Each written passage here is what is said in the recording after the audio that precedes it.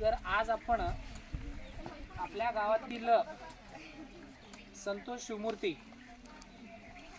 यांच्या शेतात आलेलो आहोत. तर त्यांनी एक अतिशय उत्तम अशा पद्धतीनं दुग्ध व्यवसायामध्ये झेप घेतलेली आहे. गावात डेअरी व्यवसाय चालवत असताना स्वतःचा एक या ठिकाणी जनावरांचा गोठा असावा, आपण ही दुग्ध व्यवसायामध्ये उतरावं या निश्चयाने त्यांनी 10 मुर्रा म्हशी आणि एक सुसज्ज असा गोठा आपल्यासमोर उभा केलेला आहे.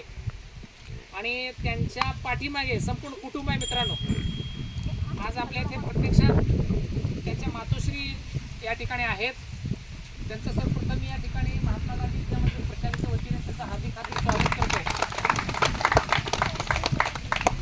तर शेतीपूरक अनेक प्रकारचे व्यवसाय आहेत, पण या सर्व व्यवसायामध्ये सगळ्यात अतिशय उत्तम असा व्यवसाय म्हणून दुग्ध व्यवसायाकडे पाहिलं जातं. कारण इथं फक्त दुधाचाच हिशोब नाही, तर दुग्ध व्यवसायाबरोबर आपल्याला पूरक म्हणून शेणखत, त्याचबरोबर या ठिकाणी दुग्ध उत्पादन, त्या दुधावर प्रक्रिया केल्यानंतर त्याचं वाढणारं मूल्य, असं अनेक या पद्धतीनं या ठिकाणी हा व्यवसाय जो आहे तो पुरातन कालापासून आजपर्यंत टिकून राहिलेला आहे. म्हणजे याच्यामध्ये शक्यता खूप आहेत. सकाळी जवळपास पहाटे 5 ते 6 वाजल्यापासून संपूर्ण शिवमूर्ती फॅमिली त्या ठिकाणी काम करतात. मावशी, तुमच्याकडं नेमकं काम काय आहे? पहाटे उठायचं, शेताला यायचं, धार काढतो संतोष, हाताखाली शेण काढायचं, झाडून काढायचं, वासर इकडे तिकडे बांधायचं, सकाळचं काम. पुन्हा असं घरी जायचं आणि दुपारी अजून हेच करत बसायचं, शेण काढायचं, वैरण काढायचं. मामा तुम्ही कडबा कुट्टी करायचं, संतोष भैया, सुनबाई सुद्धा. छान. म्हणजे या व्यवसायामध्ये बघा, कुठलाही व्यवसाय सुरू करत असताना मित्रांनो एक गोष्ट लक्षात ठेवायची की आपल्याला फॅमिलीचा सपोर्ट खूप महत्त्वाचा आहे. कारण इथं दुग्ध व्यवसाय म्हणजे फक्त म्हैस असा विषय नसतो.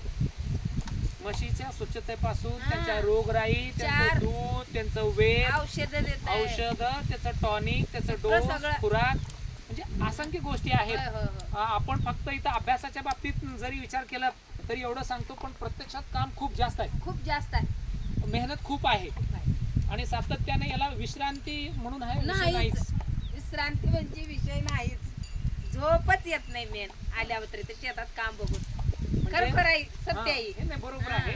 आणि आपण पाठीमागे बघू शकतो की खूप चांगल्या पद्धतीने असं त्यांच्यासाठी वैरण तयार केलेलं आहे. 2-3 प्रकारचा चारा त्यांनी तयार केलेला आहे. आणि समोर त्यांनी शेणखतासाठी एक खड्डा केलेला आहे. आतमध्ये आता आपण आल्यानंतर पाहिलात की खूप स्वच्छता आपल्याला दिसली. सगळ्यात महत्त्वाचं आहे की जर आपल्याला दूध व्यवसायामध्ये भविष्यकालीन यश जर पाहायचं असेल तर तुम्ही सध्या करावं, मला नोकरीची वाट बघू नये. खरोखर म्हणजे हे आपल्याला एक संधी आहे. केव्हा बी करू शकतो आपण. दूध आलं, काम आपल्या मनावर. तर आज या प्रसंगी आम्हाला त्यांनी वेळ दिला याबद्दल महात्मा गांधी विद्यामंदिर प्रशालेच्या वतीने